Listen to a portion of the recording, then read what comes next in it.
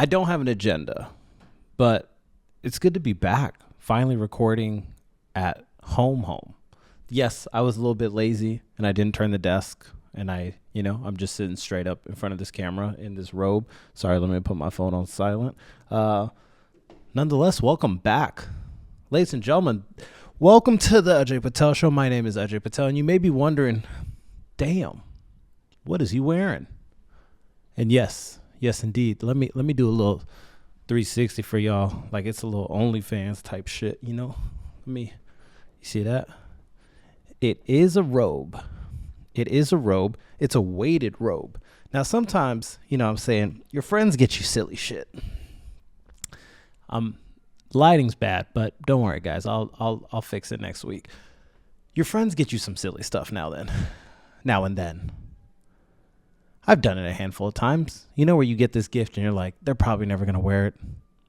Sometimes it's a bag that it's like, do they really like this? Now, my friends Noreen and Vishva bought me this robe. I think it's like the Therabody robe. So it's weighted. And it's supposed to like relieve your anxiety, stress. It's like a weighted blanket. Now, I don't know how many of you sleep with a weighted blanket, but that shit does a pretty good job. It keeps you asleep, especially if you're someone like me that rolls around a lot. I just don't really stay still sometimes. Yeah, I don't know what it is, but the weighted blanket does the trick. Now, sometimes you wake up with your knees a little bit sore because you've been fighting that motherfucker all night, but the weighted blanket works. And I think it's proven, right? I think it's proven that type of like weighted down feeling is supposed to relieve you, right? It's kind of the same thing as like the swaddle from way back when you were an infant, keeping you held tight, keeping you in one place, calm. Can this fire truck shut the hell up? Oh my God, bro. Los Angeles just always got something. Thank you. Okay. So this weighted robe, it's pretty interesting. It's pretty interesting. I will say I thought I would be much more hotter in this because it's like 100 pounds. But I'm going to try to wear it.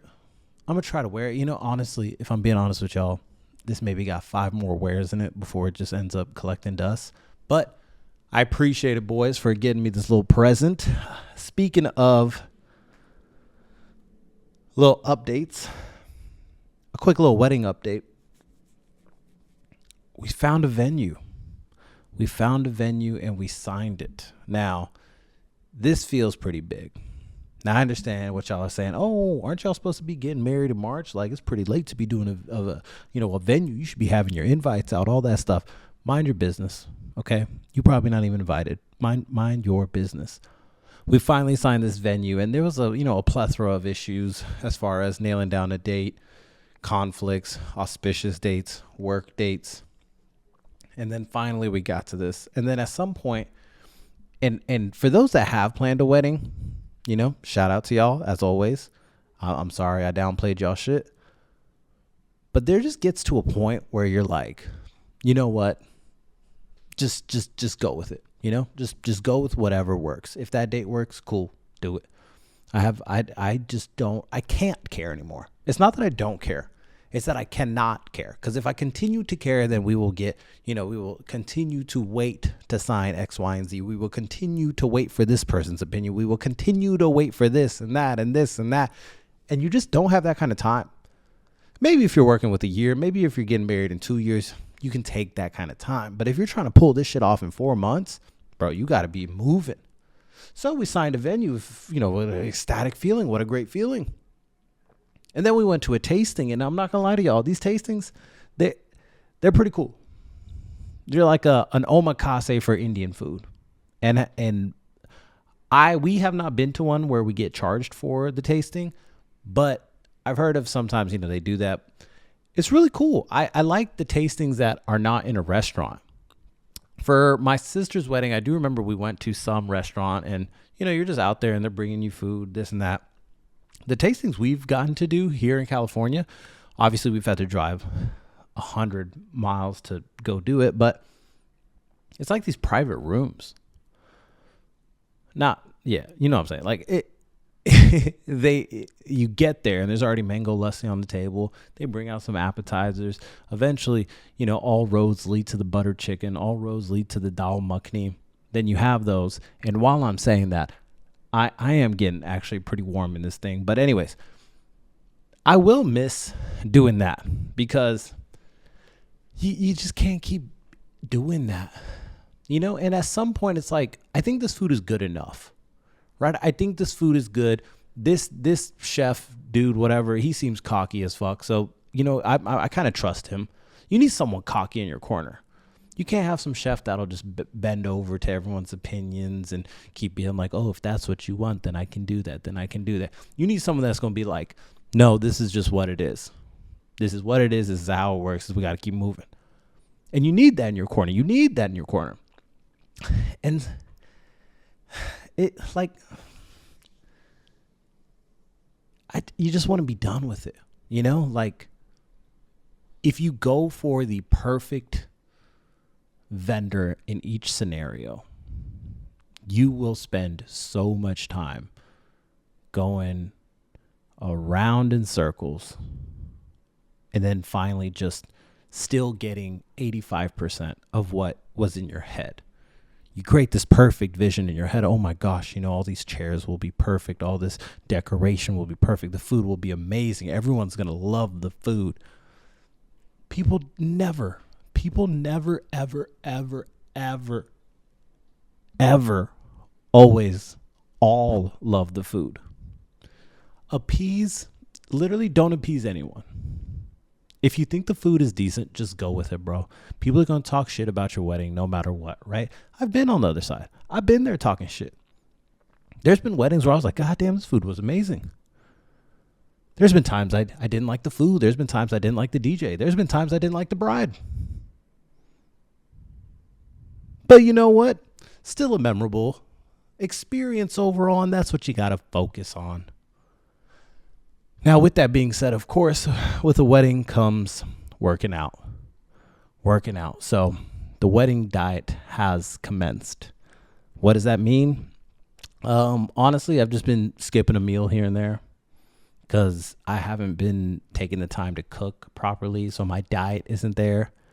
So when I am eating shitty, it's like, okay, let me just eat less calories that are shitty than just an overall more calorie kind of thing. I know it doesn't make sense over audio and video, but it makes sense in my head, and that's what matters.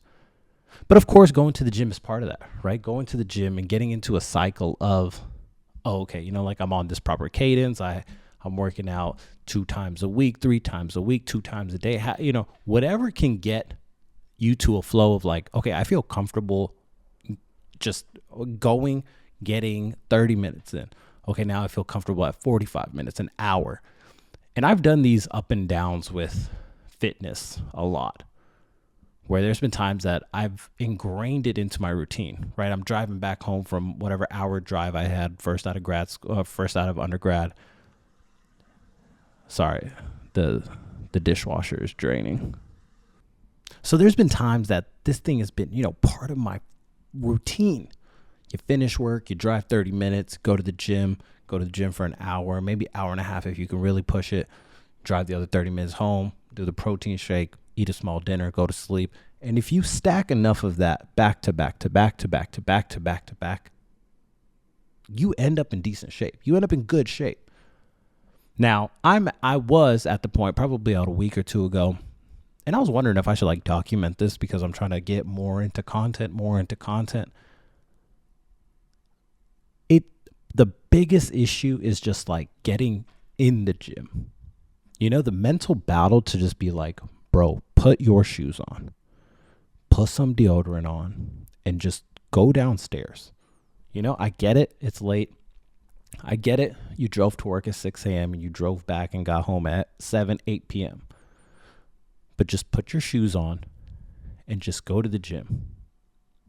Just sacrifice that hour of TV and just go do something. Because as soon as you get to the gym, and I'm sure this is a very common case. I do not think I'm the only person that's dealing with this. Once you get to the gym, the rest kind of does just happen. And I'm not saying, like, oh, well, you never cut it short and your workout was subpar, but at least you did something, right? At least the little small mental win of just getting to the gym. Now, let me tell y'all the sick thing I've been doing lately. I've been listening to, so on my drives to work, that's normally when I'm consuming a bunch of podcasts that I thoroughly enjoy. Bill Simmons, Andrew Huberman, Tim Dillon, entertaining podcasts where I'm like, you know what? Either it's the content I enjoy, the content and the quality, or just, the overall experience of just listening to this. I'm enjoying it. Now, when I've been going to the gym, I've been listening to, let's say, podcasts that I feel like I'm closer to in level, where it's like, oh, this person has a similar following, or this person has a similar number of episodes as me. Why do I do this? Because I'm a sicko. I want to make sure I'm not only doing enough at my clip, but I also want to keep myself motivated to be like, okay, if these are the people that are next to me, I need to keep outworking them. I need to keep moving forward. I need to make my episodes shorter, longer, a little bit more clipped up. All of these small changes that you can just take to make your product a little bit better than the people next to you. Because look, whether it's working out, whether it's career aspirations, whether it's podcast, anything that you are working towards, that you do have to kind of work your way up. It's best to focus on yourself, right? Was I better than I was yesterday? And if you stack enough of those up, I think success does come. The other thing that does help is, are people flying past me? Are people just putting in a different work ethic? Are people putting in just more hours? Because that's normally what it does come down to. Oh man, that person was so lucky. He got so good at basketball in the 10th grade, and I just couldn't compete anymore, and I lost my starting spot. More than likely, that person just outworked you. You have to take these jumps in skill level and whatever craft it is. I remember playing the trumpet. Boy, I was in band. I am still a band nerd at heart. And from 8th grade, I was first chair. I was mean. I was so good in 8th grade. I made all city. I was known for band. I think I won the accolade in the 8th grade yearbook. And then you go to high school. And not only are you competing with the people from all the different middle schools, but you notice this jump. And next thing you know, I was last chair. And it's like, God damn. Like, if you literally take a break from any craft, you end up in the back. Now, don't get me wrong. At calculus, I was some hot shit. I was mean at calculus. But that's because I was doing it every single day. Repetition. All this going back to, I like to look at competition. I like to listen to these podcasts and be like, this person has 10,000 followers. Now, look, I'm getting a little messy here, so I'm not going to say anyone by name.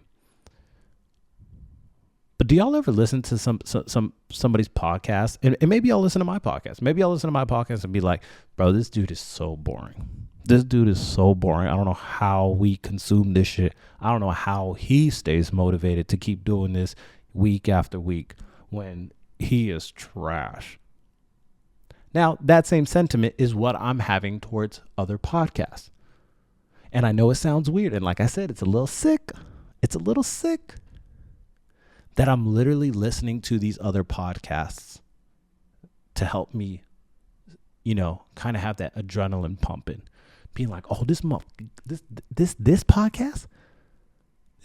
telling you how to be a millionaire got 10,000 listeners, and the dude talks this slow, and the content is literally like,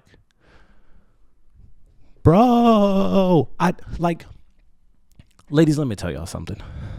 ladies, like I've always said, I'm on your side. Now let me give y'all a piece of advice. Your fella does not want to hang out with your friend's fella. He just doesn't. It's just a thing. Guys are so fearful of running into a dude that is boring. That's the summary. Whether they're talking slow, this or that, they're just boring. Now, guys get along very easily. Something so silly, something so dumb, but it's those one-off cases. It's those one-off cases where you're hanging out with your significant other's friend's significant other, and you're like, oh my gosh, I could tear my fucking hair out. This is horrible. And it's those one occurrences that that traumatizes a dude. Now, ladies, I'm not saying this doesn't happen to y'all. I get it. I'm just speaking from the guy's perspective. And ladies, I honestly feel bad for y'all sometimes. Like, a boring dude, whether he's attractive or not, is a boring dude. A woman could be attractive and boring. And you'd be like, you know what? I still like having her around. You know, like, I would love to just have this beautiful creature in the room. She doesn't really have to add anything. Cool. You got a boring dude? Bro, you just taking up space. You are literally just taking up space. And I'm listening to these podcasts, and it's like, how do people bear this? How do people legitimately enjoy consuming this product? Now, a lot of y'all, I'm telling y'all, when y'all text me like, bro, keep it up with the podcast, this and that. I'm not making this up. People do text me. I can find the receipts, yada, yada. But it does shock me, because I'm putting in effort, but I don't expect my friends to listen. And people say, well, that's bullshit. No, it's really not. And I've said this maybe a handful of times where it's like, if you're going to succeed, you got to somehow get that other 99% of the world that don't know you. They don't feel like they owe you a listen, right? Friends are going to like my stuff on Instagram. Friends are going to like my stuff on YouTube, this or that. And it's cool. And that's how it should be. If you see your friend doing something in whatever field, you should just like it. Don't even watch my episodes. Just open it up and drop a like and leave. I got a friend named Krishna Patel. She makes these absolutely stunning, high quality cooking videos. And I love watching them, right? But sometimes I'm driving and scrolling through Instagram. FSD, don't worry about it. I'm fully safe. But the car starts yelling at you if you're staring at your phone for too long. So, I'm scrolling. And when I see her content, I don't even finish watching it. Because you just drop a like and move on. Maybe I'll like a comment. Maybe I'll comment a random emoji and move on. Because that's how it should be. You just drop some support and move on. But her game isn't to capture the friends that she knows, right? And maybe it is, right? I haven't really asked her these questions. But if you're really going to pop, right? If you're really going to make money off of viewership, if you're going to get ad sponsors, this and that, you got to get that other 99%. And so sometimes when I see other people with this larger percentage, and I'm just like, you really just have to keep doing it. You have to keep doing it until people are just like, I guess this is that person's personality now. And I thought I'd share that with y'all, where I'm literally listening to these shitty podcasts as workout motivation. Now, I'm going to take a quick break, grab a glass of wine, because why not? It's 8:34 p.m. and I'm going to take off this hot ass robe. So I'll be right back. You don't have to worry about anxiety or stress in that robe because you'll literally die, bro. Like, am I sweating? Okay. I think we're good. Sure, it's a little wrinkled, but whatever. Anyways, cheers. So I wanted to say in advance, happy Thanksgiving. I hope you do some ratchet shit for Black Friday. I want people to get back to waiting outside malls. You know, I want people to loot Best Buys like they used to. Not loot, sorry, not loot. We're against looting on this show. But I want people to, you know, wait in line, have a tent. I want to see the first two people in line have a tent because they've been there for 48 hours. I want to see society get back to that. I want to see people again. And yes, oh, do you want to see people freaking ripping $200 TVs out of people's hands? Yes, I do. I do. Because in that Best Buy, it doesn't matter if you're Democrat or Republican. The only thing that matters is I want that TCL TV. And that's the beauty of it. People don't care about black and white. People don't care about anything. All they care about is that TV. Y'all may doubt it, but it's true. Like, they've changed the rules on these Black Friday shopping things so much now. Like, you used to have to wait in line at 4 a.m., get in the store at 7, you get a gift card. I was a kid. I got denied the gift card. That shit was the dumbest thing ever. We were sleeping in that old Lexus and whatnot. My friend Kelton and I, we went to the mall because the Jordan Retro 3, the black ones, dropped. I forgot whatever the name was for it. And people had ripped the automatic doors off the hinges. Those big old automatic doors, they ripped it off the hinges just to get in line. That's what people need to bring back. Now, speaking of Thanksgiving, of course, people are going to make these dishes, have their friends giving, this and that, a charcuterie board, all that stuff. And that helps me bring up this documentary that I watched. I'm pretty sure it's labeled documentary. Martha. Yes, the documentary about Martha Stewart. If you have not watched it, please, please, please, please, please go watch it because holy shit. You realize how dope this person actually was / is. The original influencer, truly the original influencer, the godmother to the charcuterie board. And you see stories like that and you're like, holy shit, that's the type of work ethic and vision it takes to make it to the top.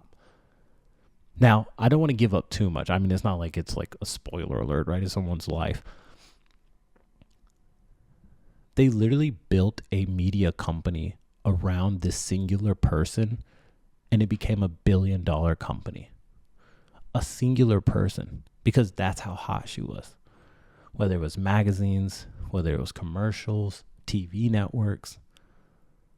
I'm telling y'all have to go watch this because it's that freaking impressive. And you'll literally see like, this is why I love when people put on a show, when people put on their hosting hat and they're going all in. And you know how people are always like, oh, you know, sit down, eat with us. And the mom, the dad, I don't want to be gender specific here, but they never do. The host never eats. Because your brain is literally working overtime on putting on this show, putting on this extravaganza. I'm entertaining. I'm hosting. Now, I've done a handful of hosting, right? But not like that. I don't know how people have a vision to, you know what? I'm going to have this beautiful centerpiece and it'll have flowers and it'll have this and then a candle will be there. And then, you know, the cutlery will be this color. The tablecloth will be this color. I don't have a vision like that. And seeing that shit is so like, and you're famous, right? She got famous from just doing ads. Well, I probably semi-famous and then crazy famous off of the media stuff. I'm not going to lie. I didn't finish it. I got about an hour in and then I fell asleep, but I didn't get to the prison part. You know, I didn't get to any of the like unlawful stuff. One of the funniest things in it was she was like, ladies, if a guy ever cheats on you, leave him immediately because that guy's garbage. You know, fair point. And then the interviewer was like, well, didn't you cheat on your husband? And she's like, well, that's different. I'm telling you, go check it out. It's on Netflix right now, and it'll probably inspire you to kind of, you know, maybe it'll inspire you for what centerpiece you'll have. Now, speaking of prison, I found this, video / story on TikTok, and I really wanted to share it with you guys because, not gonna lie, it kind of blew my mind. So I'm not going to take the video and overlay it like I have done in the past, but I'll just try to get the volume loud on here so that you can hear it, and then I'll give you the gist of it. Let me find it right here. We love it. That place in my heart. Yeah, everybody's getting so addicted to it. Pickleball, the fastest growing sport in the U.S., is also breaking out in prisons. Actually, my whole incarceration, I avoided sports because that's a potential point of conflict that could lead to an act of violence. But pickleball appears to be a positive force with no drawbacks or division, bringing rival gang members, even the warden, together for an unlikely matchup. Do you see the inmates differently because of the game? I try to see them as a human being. Eventually. Okay, let's pause that right there. Now, let me read the tagline in case all of that audio was murky and I don't fix it. California's San Quentin prison is taking a different approach to rehabilitation by converting some of the prison space into pickleball courts and giving prisoners the chance to build community through the sport.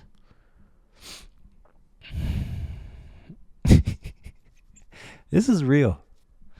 This is real. Now, I knew pickleball was powerful, right? I knew pickleball was, the fastest growing sport ever. But to be in prisons,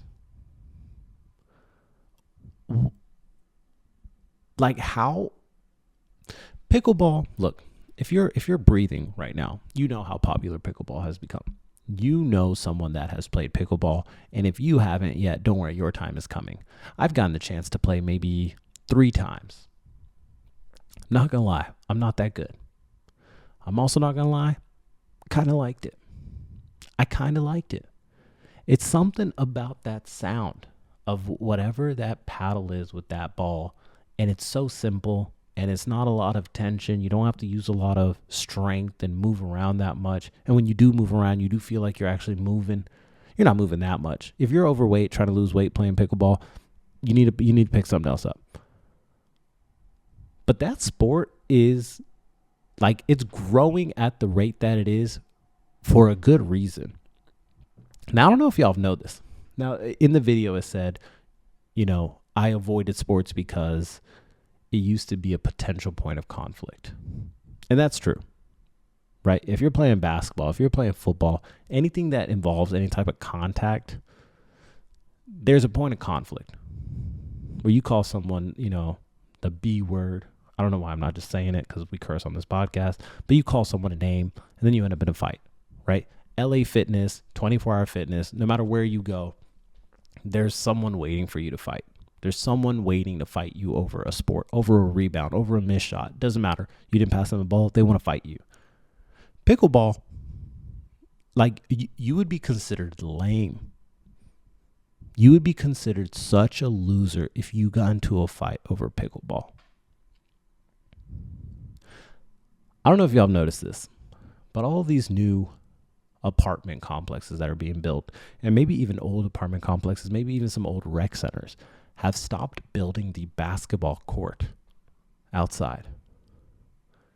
And instead, they're putting pickleball courts. Now, I've seen like the tennis courts being converted into 2 pickleball courts, but the basketball courts are slowly disappearing.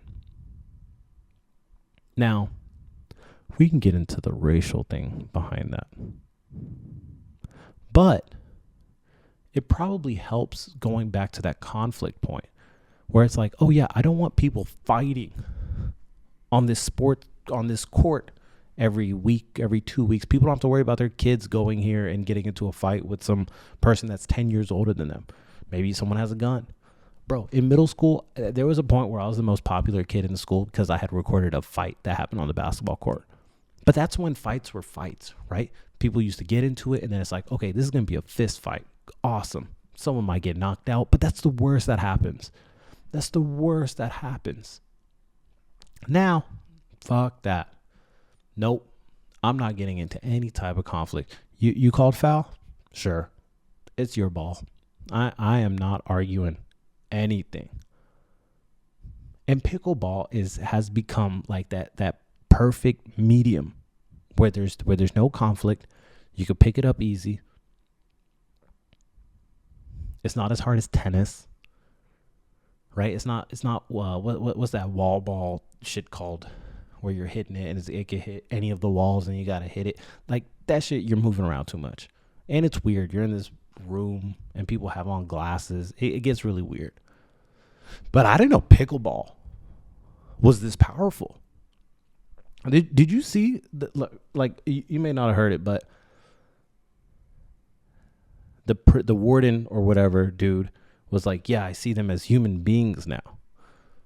These are people that murdered people. These are people that murdered people. But because there's a pickleball paddle in their hand, that solves it. I didn't know. I didn't know Donald Trump just needed a pickleball paddle for y'all to not hate him. That's all P. Diddy needed at the end of the day was a pickleball paddle. Like, what do we, some of this shit's so silly. And you're supposed to, I told my dad he should go to prison. I told my dad he should go to prison after I watched this TikTok, where I was like, hey, look, like, they're all having fun. They're all having fun. You would have a community. You would have free meals. I know you don't like all the vegetarian stuff at home. You already sleep on a shitty bed. Why not just sleep on some concrete? You don't even have to, you don't have to shower. You don't have to do anything. Prison is for you. He declined it. Anyways, speaking of prison, the other story I had for y'all, and I'm not gonna play the audio because we can't waste too much time just playing TikToks. But Texas Board of Education approves Bible-based lessons in public schools. In a first of its kind decision, the Texas Board of Education approved a controversial curriculum allowing Bible teachings in public elementary schools. Those that adopt the lessons can receive at least $40 per student in state funding. Now look, I went to school in Texas. I went to grade school. I went to college, all in Texas.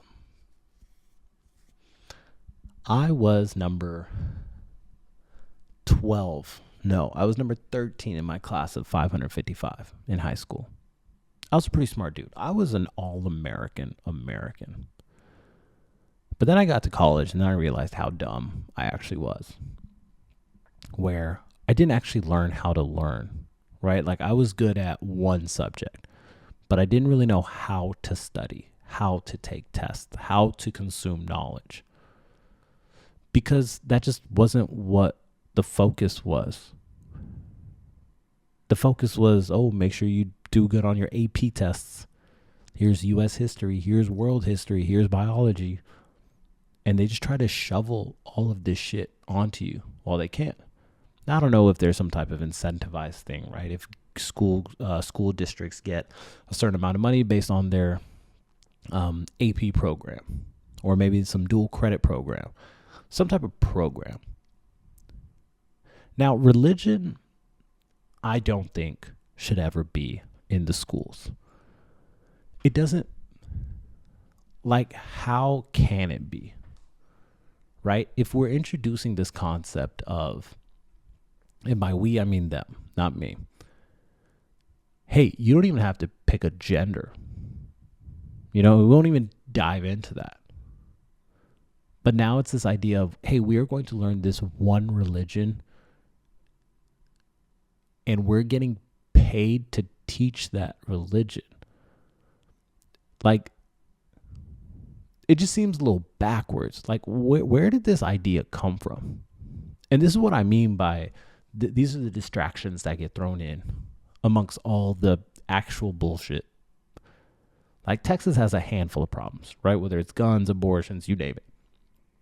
Now they got this nonsense, but it's just a distraction. They want to introduce the Bible into school district curriculums. The curriculum. Brother, these kids are already dumb. These kids are dumb. You want to teach them what's in the Bible? What is that going to do? And I don't know if y'all have noticed this, but I thought the Bible was like 3 months away from getting canceled. Was it not? Was I wrong? Have you seen these teachers nowadays? These teachers are the hottest teachers you have ever seen in your lifetime. You telling me the Bible approves of what they did in college? These teachers,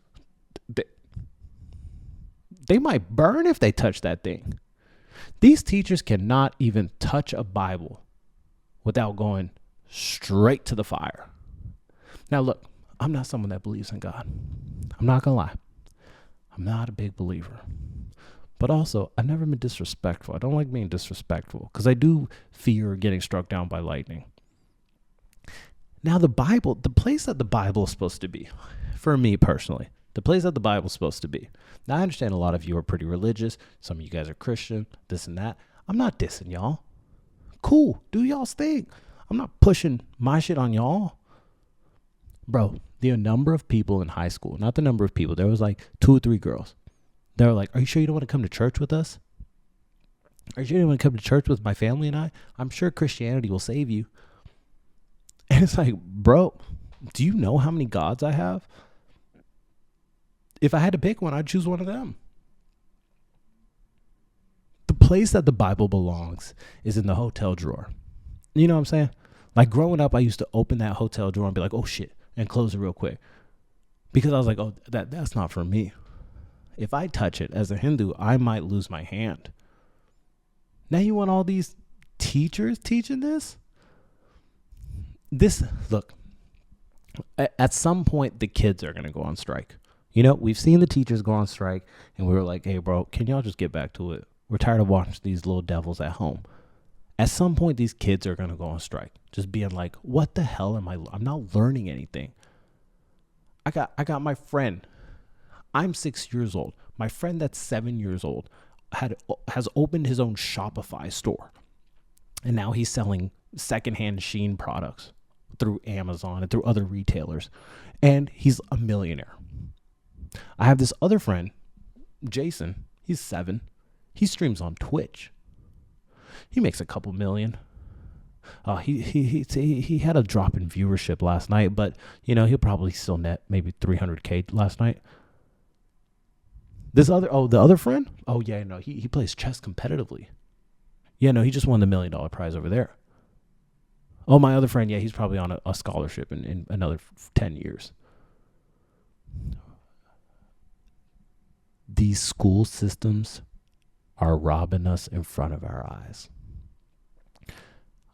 It's shit like this that makes me double think going back to Texas to raise future kids. If I raise them in California, my kids' teachers don't even have to tell me if they start thinking about identifying as a different gender. If I raise them in Texas, they're going to be put in front of a Bible, not learning actual 1, 2, 3s and ABCs, but they're going to be put in front of a Bible so the school districts can make some extra money. Now, look, I get it. Not all school districts will pick this up. I'm saying, extreme scenarios here. It's small shit like this, y'all, that just, it's just a distraction in the grand scheme of things.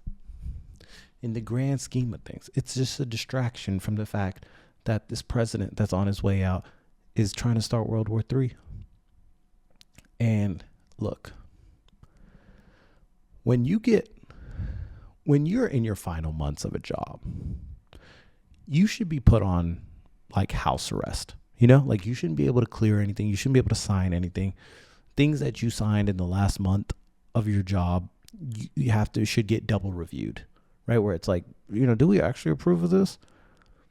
For those that don't know, Biden assisted Ukraine and an American missile end up in Russia. Russia sees like, this technology is way too complicated for Ukraine. So we know that it came from y'all. Y'all want to start some shit. We'll end that shit. So if you're listening, Russia, we apologize for what he's done. We apologize. He doesn't know. He's wilding out. You know, the dude's 90,000 years old. He's wilding out. He's trying to, he's trying to fuck shit up. When you're about to get laid off, when you're in your last days, you shouldn't be able to touch anything. When I got laid off, boy, I went immediately to the server. I'll be damned if you keep any of my dashboards. Every dashboard I've ever built, I keep my name on it, I keep my credentials on it, just in case, they act up, I get fired. I don't want y'all using my product when I'm gone. Do y'all have the right to it? Sure. But I don't want y'all using that. Y'all are going to take it over, slap a new name on it, and then forget about me? I haven't talked to anyone from my last job. Still. It's been half a year. No one's reached out. Do they probably use my dashboards? Probably. When I got laid off, I immediately went in there and I deleted my dashboard. I got to 1. And right after that, I was kicked out of the server. And that's how it should be. You shouldn't be able to, go in at the last minute and just fuck shit up and then just walk away. They should lock your ass out. Now we're talking about Tableau dashboards here. I wasn't poking Russia and being like, what's up? What's up? Now, we're going to get off the politics because we kept it light this week. I just wanted to see if y'all post on your story about it. That's all. I just wanted to see, if it got the same traction. So I thought I'd shed a little light on it. But nonetheless, ladies and gentlemen, what do we wrap it up with? I wrap it up with this. Drop a comment of where you think I should do my bachelor party. Yes, I have to plan that. Now, do I think I can party? I do think I can. So maybe recommend something with more of a party vibe, but I don't really know if I can. You know what I'm saying? Like when you're like, yeah, I can wake up, do all that stuff. I don't know. But I wanted to hear y'all's recommendations, so please drop those recommendations in the comments. I will be doing a little holiday giveaway for the holiday season. It's probably going to be some Lego Christmas sets. So be sure to subscribe to the channel, share it with a friend, drop a like, have another listen if you didn't like it. I will see you guys all next week. Happy Thanksgiving. Make sure you mob someone down Black Friday. And I'll see you guys. How many times am I going to say I see you guys? Anyways, bye.